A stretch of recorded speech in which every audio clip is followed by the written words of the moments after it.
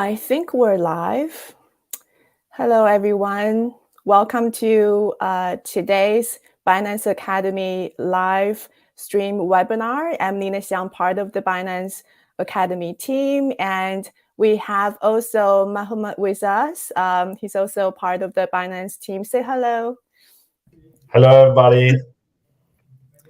Yeah, everyone. So I think we fixed the comment issue. Last time we weren't able to read your comments, but this time we can. So please say hello to us, send us some flowers in the comment section, and tell us where you are watching this right now. We're so excited you're with us today. So today we're going to have an educational webinar on crypto fundamentals. We're going to break them into two parts. But before we do that, maybe, Mohammed, can you give a little bit, I guess, overview of what is the purpose and the educational objective for this crypto fundamentals course? Like, what users are going to learn after this course, which will be two parts today, and about in 2 weeks' time we'll have the second part. All right. Oh yeah. Could you please share the slides, Nina? Yes. Perfect. So this is again a very intro level to crypto fundamentals. We have divided it into two parts. So the first part, so we will talk about what are cryptocurrencies in general. Then Nina is going to have, we will talk about introduction to Bitcoin. And lastly, for today, I'm going to explain the difference between different types of cryptocurrencies. So, what are cryptocurrencies? So this module will basically explain the concept of cryptocurrencies, how they are different from other methods of value exchange, including money, fiat currencies, and digital currencies. So here you can see an overview, I would say, of the first module. So first, we're gonna start again with an introduction. What is value, which is important to understand? Money, fiat money, what is crypto, and the main characteristics. And like last time with blockchain fundamentals, we will have a short quiz for you guys. So, Mohammed, before you continue, I just want to say hello to a bunch of people who have said hello in the comment section from Nigeria, from Pakistan, from Serbia, from Somalia. Thank you so much for saying hi. And I hope you are going to learn a lot today from today's webinar. And of course, ask any questions, while we go through today's content. If there's anything you don't understand, shoot us a comment and we'll try to answer them live during this webinar. Sorry for the interruption, Mohammed. No, absolutely. No worries. So so let's get started. So what is cryptocurrency actually? So per definition, a cryptocurrency is like a type of digital currency that is maintained by a decentralized blockchain. So sometimes it is represented by a token, which is like another form of related representation of an underlying cryptocurrencies. However, I will explain the difference of it in the later chapters. So currencies are part of the monetary system, right? And money is a system of transferring value between parties, especially for the purpose of trade. So cryptocurrencies can have a production role for compensating miners, for instance, who win rewards when they successfully validate transactions. Cryptocurrencies can also have a consumption role when paying a small fee for running a smart contract, for instance, Ethereum, or as a transaction fee equivalent to Ripple XRP or Bitcoin BTC. And these economic incentives and costs are put into place to prevent abuse of the blockchain. But before we dive deeper into what actually a cryptocurrency is, we first need to look at the exact definition of value and money, what I've mentioned before. So, what is value? So, value is a shared belief. If you think about it, there's no such thing as inherent value. So, meaning that the value is assigned to a coin is not intrinsic. So, a natural resource arguably has value that's usually tied to its utility. So, how useful is actually the asset? But regardless, the concept of value is an entirely human creation. So people want things for all sorts of reason, and this determines actually the price of the respective thing. And that's where money comes into play. Next slide. So Mohammed, before you go on, like a lot of people say cryptocurrency has no value and it's all speculation. What do you say to those people? It really depends. Like there are like a lot of cryptocurrencies currently, right? So there are cryptocurrencies indeed who has no value, no intrinsic value. But on the other hand, there are cryptocurrencies with some use cases, some utility. And obviously these kind of cryptocurrencies, they have indeed value, intrinsic value. So there are, I mean, what would your opinion be on that? Well, yeah, that's totally related to what you were just explaining about value. Value is what people think things have value. Like it sometimes are not. It's not always tied to a utility. It's not always tied to the function as a store of value. It's just like perhaps it could be just like three people. We think this piece of stone and rock has value. Then it has value. People give value to things. So value is such a very interesting concept. And it's particularly relevant to crypto because you hear that argument a lot. A lot of people say, oh, you know, a lot of like really famous investors say cryptocurrency has no inherent value, have no utility, and all those things. But we're actually going to go through and show you there are actually very, very valuable utilities. But beside that, you should also understand the concept value is really just what people believe. It's a little bit like faith, you know. We shouldn't talk about religion, sorry about that, but value is an entirely human creation. That's such an important keyword we should remember. You know, if something you're going to take away from this webinar, think about the concept value. Absolutely. Thank you for adding this, Nina. Yeah. So what is money? So money is like simply a tool to exchange value that we have mentioned before. So it is like accepted as a payment because everyone shares the belief that it has value. So in this sense, that we actually use a unit of account for money is less relevant. So basically, any object could be used as money. So in some cultures, even like rocks and seashells were used as money in the past. And today, inmates may use cigarettes or coffee as money in prisons. So money has value because our society actually believes that it has value. And of course, like some objects are more suitable for this than others. For example, if you look at gold, gold was used as money before the creation of paper money, and it worked well because it's scarce and durable. But it's also heavy, and it can be difficult to transport and divide. So it's like kind of inconvenient for everyday use, right?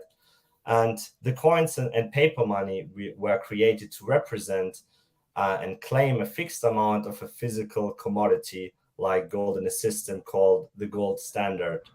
And they solved the problem of portability and divisibility for bricks of gold. Today, coins and notes only account for a small fraction of the monetary system. And most of the money in the world is digital money, so recorded in the ledger, which is a record of transactions of banks and other financial institutions. No notable economy uses the gold standard anymore, although most countries do keep some gold reserves. That's where fiat money comes into play. I have a question. Yeah, sure. Go ahead. So for example, I use my phone. I have, you know, some money transfer apps on my phone, and I can use those apps to transfer money to my friends and stuff. And I can do the same. I can transfer crypto using a wallet on my phone, transfer crypto to my friends. How are these two different? They seem to be quite similar to some beginner users. Yeah, true. I mean, on the one hand, the one is centralized, so it's controlled by an entity, right? So, for instance, if you pick WeChat in China, on the other hand, cryptocurrency is like completely decentralized, and the transactions cannot be controlled or stopped by another entity. So you have like a freedom of choosing, I want to transfer X amount to person B without any third party knowing this. Exactly. So both of them are sort of like digital money, but they work very differently on the back end. So that huge difference make a very, very significant significant difference in terms of how they work, and responsibility to the users, and whether there is someone who can censor you, permission, etc. So a whole list of very unique features. And before we go on, just want to say hello also back to users from Kenya, Bangladesh, and also San Diego, California, very nice city. And so continue to shoot us questions, or some questions we're probably going to leave until the end to answer you. But if you while listening to this webinar, and anything you don't understand, comments and send us the questions. Okay. Sure. So let's move forward with fiat money. I'm pretty sure I've heard about it. So it's a legal tender that isn't backed by a physical commodity, and it derives its value from the trustworthiness of the issuer. So usually it's a state through a central bank. While the value of fiat money is also influenced by supply and demand, the state backing it has a much higher impact on its value. If the backing state becomes unstable, the fiat money may also lose its value. So if we talk about inflation, it's simply like a piece of paper that has value because the state has determined it so. So most state-backed currencies are fiat currencies. So the strength of the issuing state is key when it comes to fiat money. And what's more, since it isn't backed by anything tangible, so you can feel it, the state can theoretically print as much as they want. And printing money causes, obviously, inflation. So let's take an example. So during the financial crisis, Zimbabwe's inflation rate for November 2008, so during the financial crisis, was 79 million. So a daily inflation, if you calculate it down, of 98%. So essentially, making money is worthless with that high inflation rate. So what is a cryptocurrency? So a cryptocurrency, again, is a digital currency in which transactions, they are verified and records maintained by a decentralized system using cryptography technology that we have covered in the last part, in the last presentation, rather than by a centralized authority.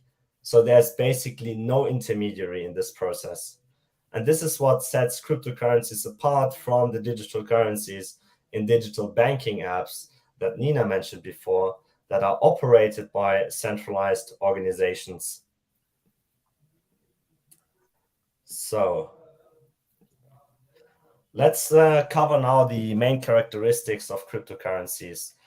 So the first thing is it's decentralized. So what does it mean? As I've mentioned before, we have no central authority. So remember, a good currency, a good cryptocurrency will be decentralized, meaning that it has no owner and no person or entity has control over it. So we have no central authority. Bitcoin and other cryptocurrencies can process and validate transactions by a distributed and open network that is owned by basically no one. So it's public. Another key characteristics is like it's irreversible and immutable. So it cannot be undone. So while governments can unilaterally change the underlying rules of fiat money, cryptocurrencies can theoretically maintain an even playing field and a consistent set of rules. So the irreversible and immutable features of cryptocurrencies mean that it's impossible for anyone but the owner of the respective private key to move their digital assets, and that transactions cannot be changed once it is recorded on the blockchain, so on the ledger. Although it isn't impossible to change a transaction ledger, cryptographic security makes it extremely difficult. So it requires you to compromise the entire network of cryptocurrency users. The next big characteristic is that it's traceability, and it's also pseudonymous, so it's not like completely anonymous. And the unique properties of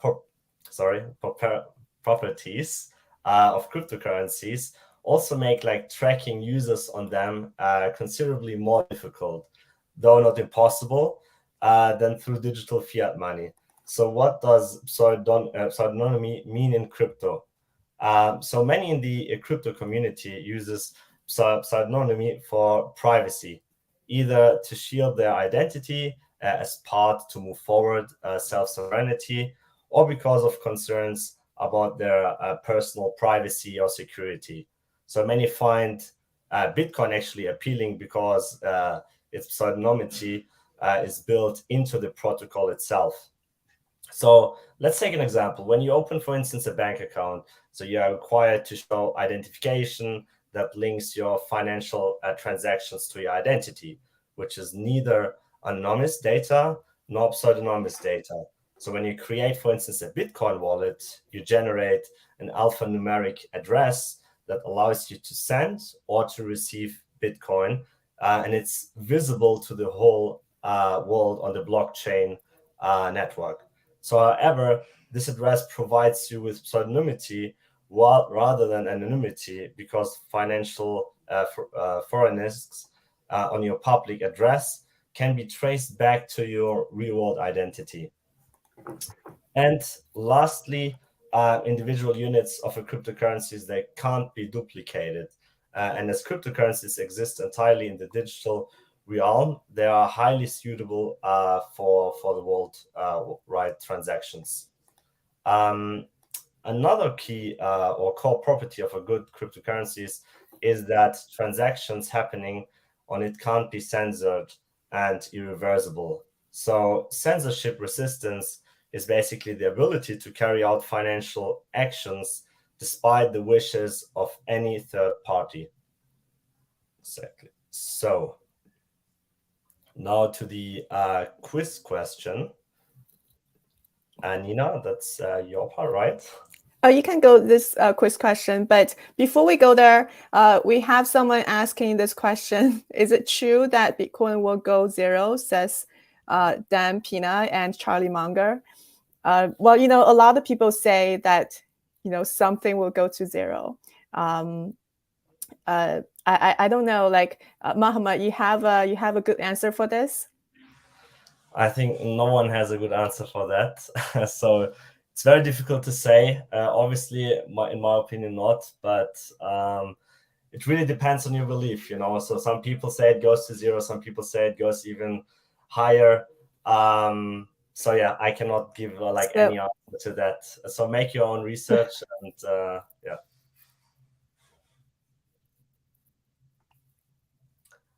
How about you, Nina? Do you have any different opinion on that?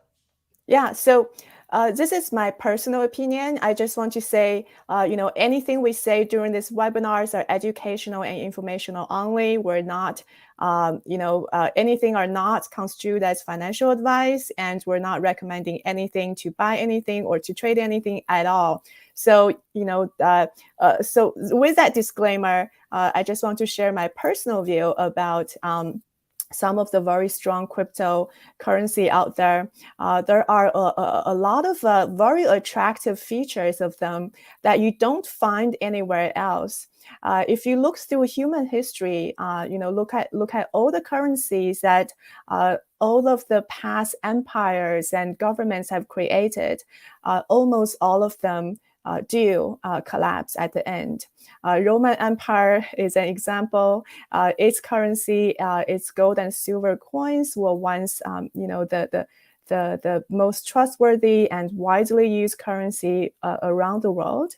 And then in the end, as the Roman Empire was collapsing, that currency got devalued by at that time, the debasement of currency is by making the purity of the copper in the coin less and less. So it used to have maybe 50% of copper, and then it goes down to 30%, 15%. So making the money basically worth less and less.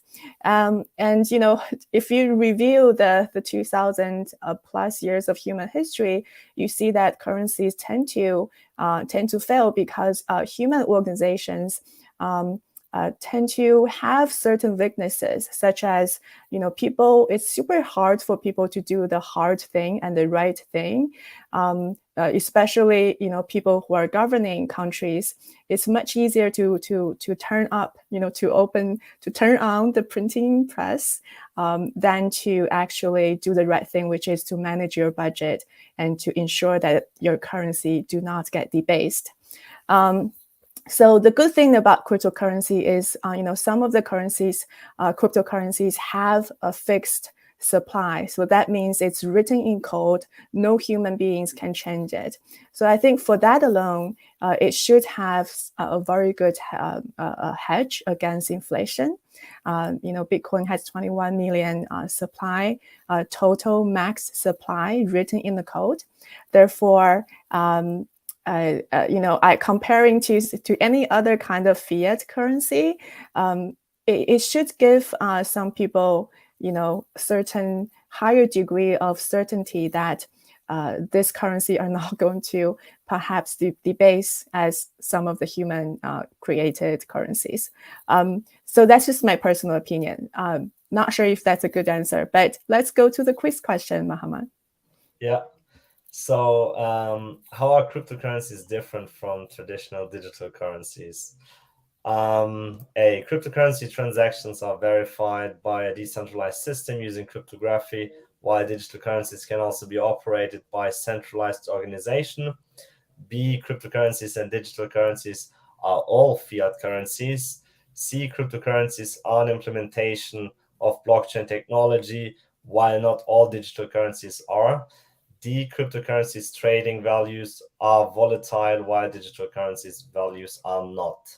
So choose the right answers. We see a lot of people giving A and C. Let's see. It's correct. It's A and C. Yay! So now I would hand over to you, Nina, right, for the second module, which is going to be an introduction to Bitcoin. Yes, thank you. So I see a lot of people got the right answer. I guess that's an easy question, but be warned, we might give you some harder question later. We might create some harder questions for you guys. Okay, so let's go through this module 2, an introduction to Bitcoin. Maybe before we start, maybe Muhammad, I'm just really curious about your own journey in crypto, and particularly your own interaction with Bitcoin. Maybe you can tell us a little bit story of your personal journey into Bitcoin. Yeah, actually I joined the crypto space 2 years ago, and then I've created a blockchain club myself in order to educate students about it. In Portugal, it was the very first blockchain club, and yeah, so I read the white paper with some friends, and we were very convinced about the technology, and that's why we wanted to learn more about the space, and we want to educate people. And because in order to grow the community, we need people to understand what is Bitcoin, what are cryptocurrencies, what is the technology behind it, and that's very interesting. Yeah, interesting. So I got to know Bitcoin back in 2012, 2013. That's really, really early days. I have to say back then I had no idea and I didn't understand why Bitcoin would be something special. I think over the years, I slowly, get to really appreciate how Bitcoin, is such a elegantly designed protocol that is really, really special in the entirety of human history. So let's study and look through Bitcoin and find out it's a little bit history and the difference and relationship between Bitcoin and blockchain, and how is Bitcoin different from fiat money, and how is Bitcoin useful, and some interesting Bitcoin facts. So a very, very brief, some very, very fundamental facts about Bitcoin. First cryptocurrency ever created in 2009. First very successful digital money created. You can also call it internet money. There are many other different tries before Bitcoin, like eCash, but it weren't as successful and didn't really last that long. And Bitcoin is also a decentralized digital currency that you can buy, sell, and exchange directly without any intermediary like a bank. This is a common characteristic for all cryptocurrencies, not just Bitcoin, but Bitcoin is the first one that introduced a lot of people into the crypto space. Many of the OGs and old, very senior veteran people in the industry got into the industry through Bitcoin.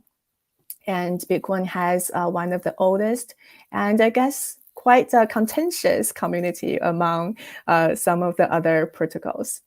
Okay, so launched in 2009 by, we all know, the famous Satoshi Nakamoto.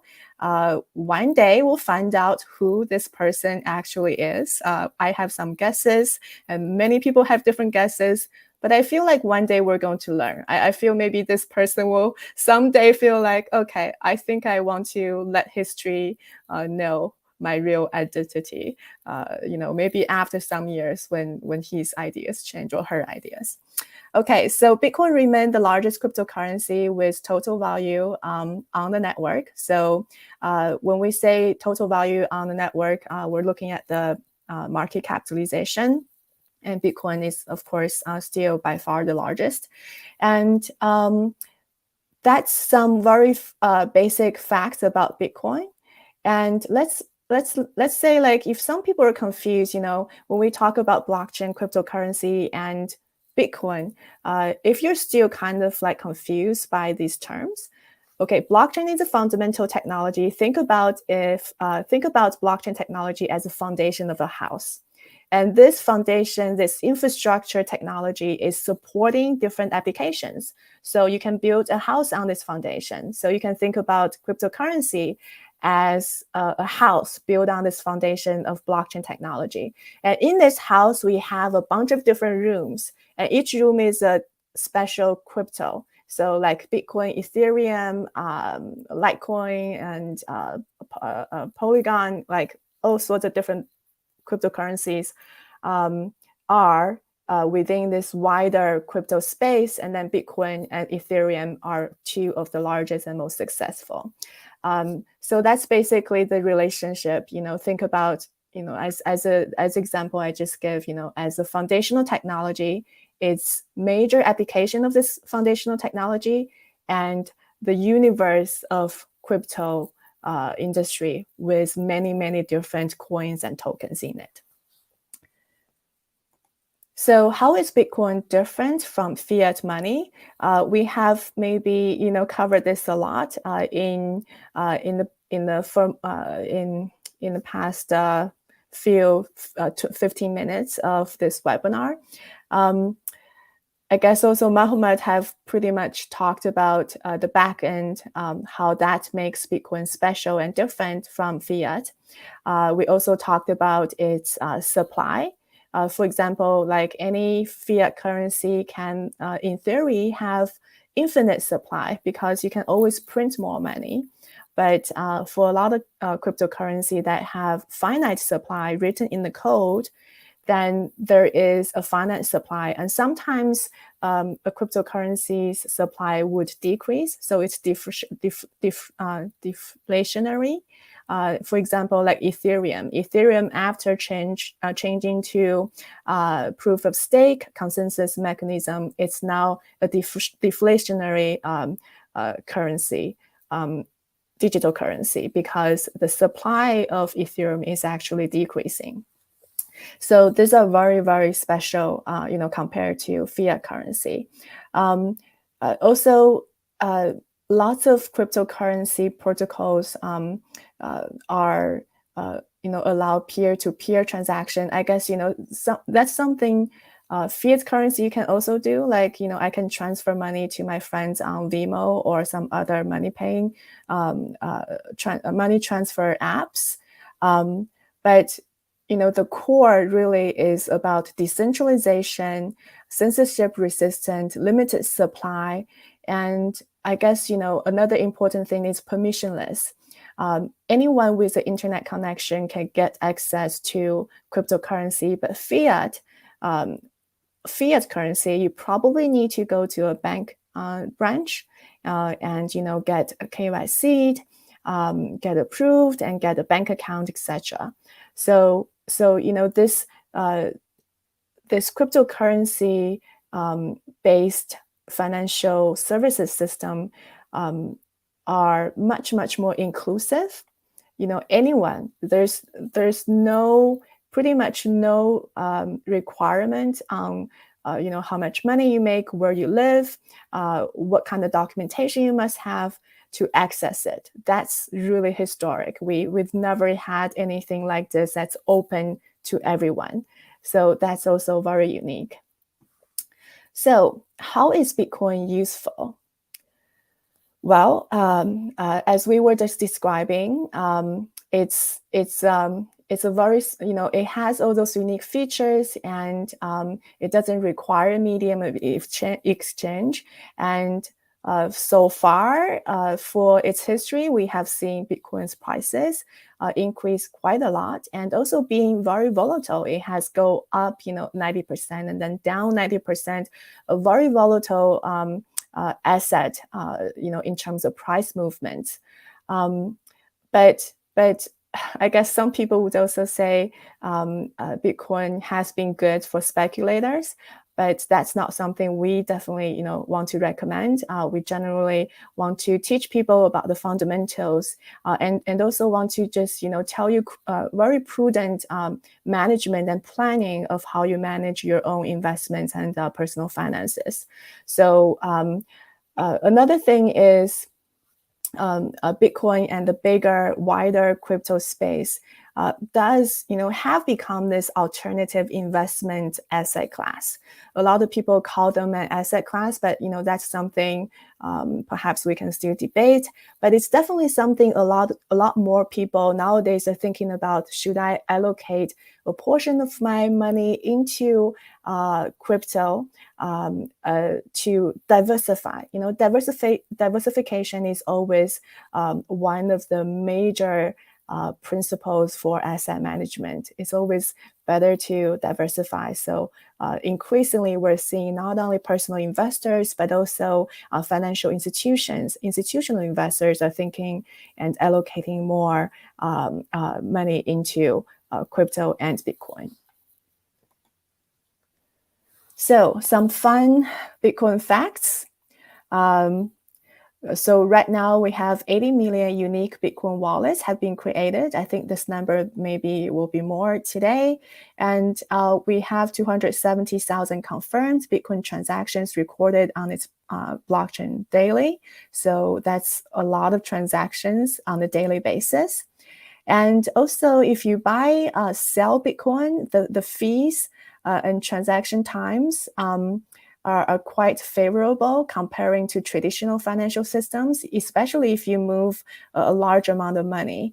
And lastly, the Bitcoin network requires expensive computing equipment and lots of energy to mine Bitcoin. We're going to talk more about mining later, but I think this is quite well known about Bitcoin's usage of energy and electricity to run those mining pools. And there are innovative solutions to potentially alleviate this problem. And fun facts about Bitcoin Pizza Day, May 22nd, which is what is the backstory of Bitcoin Pizza Day? So on May 22nd, 2010, 13 years ago, almost 13 years ago, a Bitcoin enthusiast, a Bitcoin lover, sent 10,000 Bitcoin to buy 2 large pizzas. So 10,000 Bitcoin back then was worth around $40. And today it would be worth, 10,000 Bitcoin today would be worth millions, hundreds of millions of dollars. And back then, this person bought 2 big slices of pizzas. So that day was remembered as the Bitcoin Pizza Day and celebrated annually on May 22nd to remember the day when someone spent a large amount of Bitcoin to buy something, a real thing. Because initially when Bitcoin was invented, it was just a digital money transfer system. And, people can transfer money digitally, I to you to him, and so on. But to use Bitcoin actually to buy something in real life, that happened later. So especially, to spend so many Bitcoin to buy pizza, that was just a fun fact and fun day for people to remember. So I think that's the content for this module. We're going to go to the quiz question. Mohammed, would you mind do the quiz question, let people know and send their answers, and we'll check the comments? Yeah, sure. So I just want to say that this was like a very, very expensive pizza, right, back then. It's more than expensive. But yeah, it's very interesting. I guess that person probably should still have lots of Bitcoin, if he spent 10,000 Bitcoin to buy pizza, he's probably got like, I don't know, tens of thousands more. Yeah, so another question for you guys. So Bitcoin was created to meet the need for an electronic payment system based on a cryptographic proof instead of trust. Bitcoin remains the largest cryptocurrency in terms of market capitalization. C, Bitcoin has a limited supply of 21 million coins in total. D, May 22 is Bitcoin Pizza Day, or is it D, all of the above? So we're gonna give you 2-3 seconds. I think this is also like an easy one. So let me check the comments. Let's see. E. Yeah. A, B, C, D. The correct answer is E, all of the above. So yeah, guys, you do a very, very good job. I can see it. Yeah, but a lot of people chose like A, B, C, D, E, which I'm like, that's correct too. I mean, like it should be A is correct, B is correct. Like that's an interesting answer. A, B, C, D, they're all correct. But we do have some questions. Let's see if we can help them. Some of the questions we cannot really answer. Sorry for that, but so someone asked about Binance products, some particular product savings and earn if they have been banned in the UK. Apologize, we really cannot talk about Binance products. These are really educational webinars, and we cannot talk about anything about Binance products. But I would encourage you to, if you have any questions, to either contact customer support. They're usually very fast to respond, or you can email some of the use your app to get in touch with customer support. So sorry for that. And we have another question about how to earn in NFT with a small amount of capital. This is also another kind of question that we probably cannot help you, but I'd say please stay tuned for our Web3 webinar, because we are going to talk about NFTs. So if you are thinking about, investing or, exploring NFTs, you need to understand NFT, the back end of it and why it's special and its features and all that. So I encourage you to, take our Web3 course and to understand more about NFT, how it's used in the metaverse, how it's used in GameFi and all that. The more knowledge you have, the more capable you would be in making any kind of investment decisions. So that's what we can say on that. So yeah, Mohammed, we can go to module 3. Yeah. So this is the last module also for today. So I'm going to explain you the different types of cryptocurrencies. So as I've said before, cryptocurrencies are digital currencies, but the question is, are all digital currencies also cryptocurrencies? So let's jump right into it. Here, a quick overview.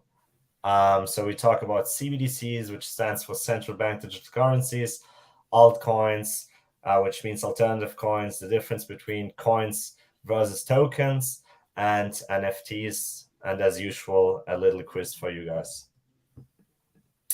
So let's jump right into CBDCs. So CBDC stands for central bank digital currencies. So it's a digital currency that is issued by a central bank. And there are like various digital versions of fiat money that are fast and efficient, but CBDCs, they don't enjoy the benefits of the features of cryptocurrencies. So they are not equally, so you cannot say CBDCs are cryptocurrencies. They are completely different. So the only thing that they may have in common is the technology platform they use, so namely DLT, which stands for Distributed Ledger Technology. But here are the difference again. So CBDCs, they are not decentralized, since they are under control of a central bank. So the issuer is a central bank. They are not designed to be public and transparent. They are also censorable and not fully under each individual's control. So it might be possible that a central bank can block or can control transactions. They are not an immutable record. And in some cases, a CBDC might not even use a distributed ledger. It's possible, but it's still like in a planning phase of the various central banks who are currently working on these pilot projects. If you look at China with the E-yuan, Sweden, e-krona, even like in Europe, they are currently doing some prototypes for a digital euro. But yeah. So just for your information. I have a question. So you were saying, nowadays, most of the fiat currencies exist in digital form anyway, right? So, and CBDCs will be also digital currencies. Exactly. So what's the difference, like, if, my digital dollar versus a CBDC dollar, for example? I think it's like mainly the issuer. So like for the digital CBDC, for the US CBDC, for instance, the dollar CBDC is issued by a central bank. And I'm not sure if I get correctly your question. Right. Yeah. So I guess so maybe some people will wonder, like, we already use a lot of digital money, right? Like nowadays, like we almost never take out a wallet and take out a piece of paper or coin to use. Most of the transactions are digital anyways. So what's the incentive for example, like for governments to issue CBDCs if like money is already digital? Yeah, so you can also argue, why are we not using stable coins instead of CBDCs? So yeah, right. So it's just like for the central bank, like I'm just talking for my opinion, I think that the central bank feels that they are losing a bit control So that's why they issue, like, because again, cryptocurrencies, they are based on decentralization, right? CBDCs, you have still the intermediary, you have the central bank who's controlling the transactions. So they can, with fiat money, for instance, or with bills, you have the freedom of money. So no one knows, okay, he's going or she's going to a supermarket and buy a packet of cigarette. If you buy it with CBDC, the government knows your transactions. They know when you did the transaction, where you did transactions, and the benefits, I think, for a central bank implementing a CBDC is financial inclusion. So they can include unbanked people. CBDCs can also be used in order to make, for instance, in the financial system, the transactions even faster. So currently, for instance, in the stock market, right, you have two silos. So you can merge them and lower the transaction fees, make the process much faster. So there are a lot of benefits and also drawbacks depending on really how you design a CBDC. So you can make it interest bearing in order to incentivize people using the CBDC. But again, those are great points. Just a minor point also, digital money we have in our wallet can always be redeemed with paper money. So if you have any digital money, you go to the bank, you say, give me a bunch of paper money, they'll have to give it to you. But CBDC are digital native currency, so that means you can't go to a bank and say, give me paper money. They're not linked and redeemable with paper money. This is a very small, I guess, minor difference. But as you were just saying, you're very, very correctly, which is if you have fiat money and you go to a bank, you say, give me paper money, and you go out and you give all this paper money to people nobody knows. Like, you can't track that, right? So it's actually anonymous. Like, nobody would know who you give, how much you give. But with CBDCs, that means you leave traces all the time. You cannot erase your footprints. Like, the government knows exactly what you have been, everything about your transaction, basically. I have so that's why a lot of people in crypto actually are very, very much, what's the word? I guess, frown upon the idea of CBDCs. They see this as quite alarming a thing for individual freedom and privacy. But that's just a little bit additional color for people to think about these issues. Definitely does not represent any opinion of Binance Academy or Binance. Yeah, definitely. I just have the example, like, imagine we implement the CBDC and you exceed your CO2 emissions, and then the government can basically block your transactions because you've already exceeded your CO2 emissions.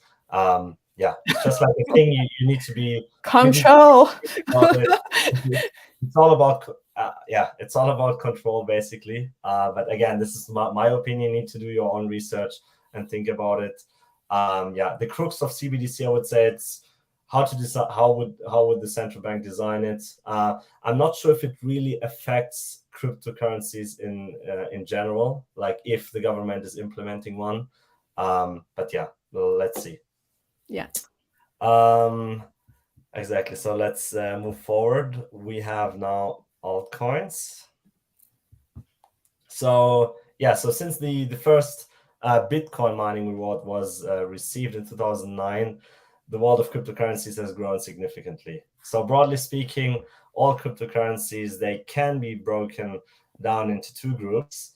On the one hand, you have Bitcoin. On the other hand, altcoins. So yes, like, for instance, we have various altcoins, I think around a significant portion. I'm not sure how many we have currently, but let's dive deeper into the definition of altcoins. So it consists of two words. We have alt, which stands for alternative, and coin for coin. So there are thousands of altcoins in the market as of mid-2022, with each one aiming to serve a different purpose of or market. So every altcoin has different utilities, different functions. Some people they say coins equals tokens, but they are like completely different. So there's a difference between them. At first glance, they appear similar. Both exist on blockchains. They can be traded on exchanges and sent between crypto wallets. But there are differences. Like if we look at the next slide. So the biggest difference is basically that coins are the native asset of a blockchain, such as Bitcoin on the Bitcoin network, Ether on the Ethereum network, and BNB on the BNB chain. So coins have their own blockchain. Various tokens are built on top of existing blockchains. So for example, there are many tokens they built based on the popular ERC20 token standard, but there's only one native token, which is Ether on the Ethereum network. Uniswap native digital asset is Uni. Since Uni is built on a pre-existing blockchain, Ethereum, it qualifies it as a token. From this, you can see that creating a coin is much more difficult than creating a token.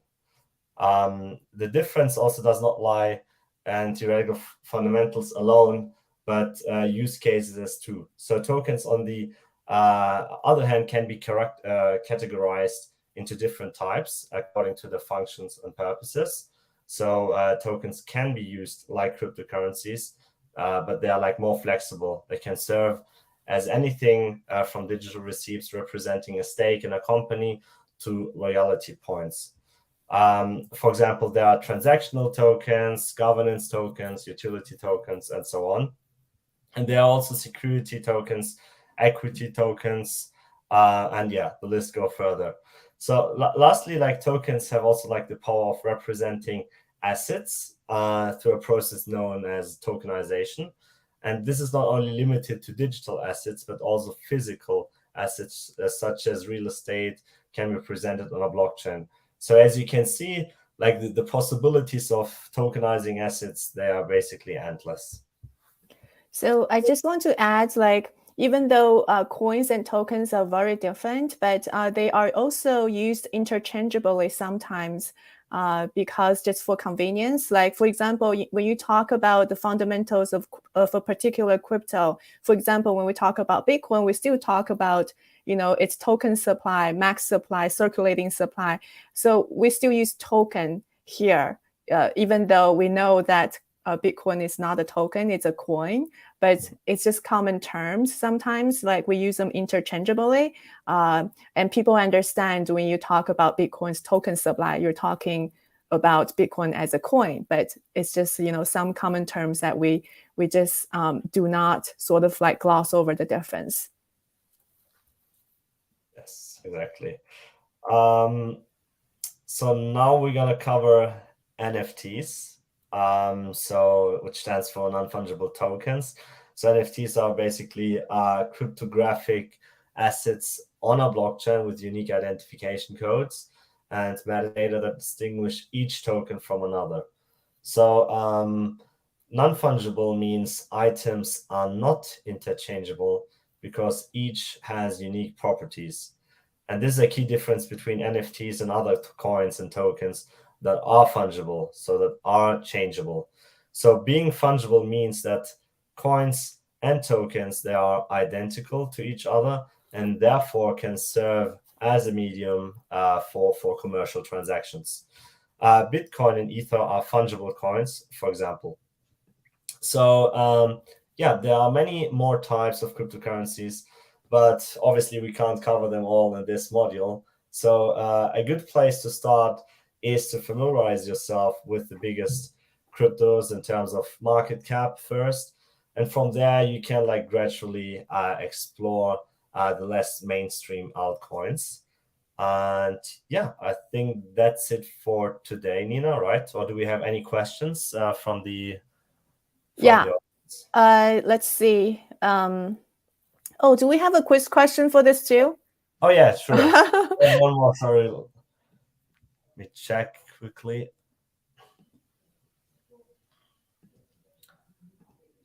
So, of course, I cannot forget the last question for you guys. So, what is a key difference between a coin and a token? So I repeat the answers again. A coin is a digital currency, while a token is a cryptocurrency. A coin exists on the blockchain, while a token does not. A coin is the native asset of a blockchain, while a token is built on top of the blockchain. And lastly, a token is the native asset of a blockchain, while a coin is built on top of the blockchain. So send your answers now. Exactly. And I have to say, like, I think we had a little bit technical issues in the beginning.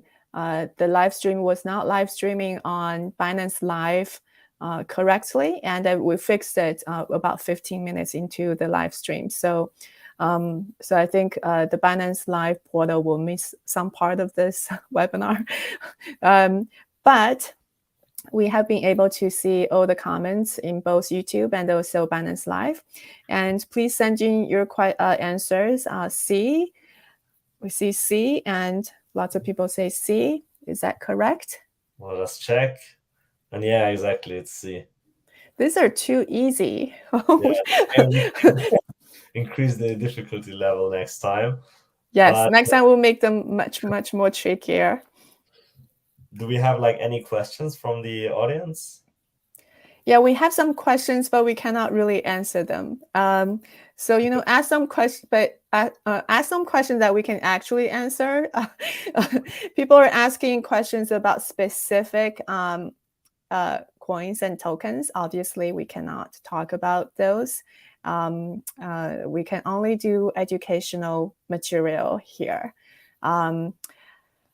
But let's see, maybe Mohammed, you just mentioned, you know, there are many different types of coins and tokens.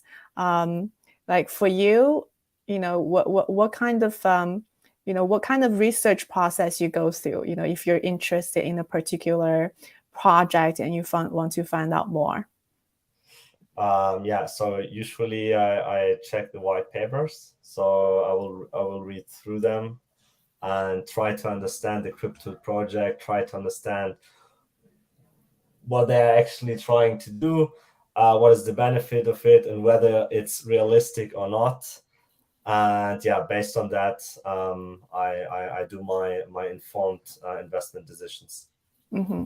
Yeah, that's really good, because I feel like chasing a fad, like chasing any kind of like narrative, like, oh, this one thing is really hot right now, I'm going to, you know, sort of like jump on the bandwagon. Those kind of approach could be very risky. So we definitely recommend a more research-based and long-term based strategy if you're looking into the crypto space. Obviously, not financial advice. Please be aware and do your own research. And I think we have no more other questions. Just checking. I guess we'll call it for this webinar. And remember, we're going to have the second portion to this course, which will be the 4th and 5th module for this course about in 2 weeks' time. We're going to schedule it. Remember to add a reminder to your calendar, and we'll see you in 2 weeks. Exactly. Okay, all guys. Right. Then see you next time. Bye-bye. Yeah, bye.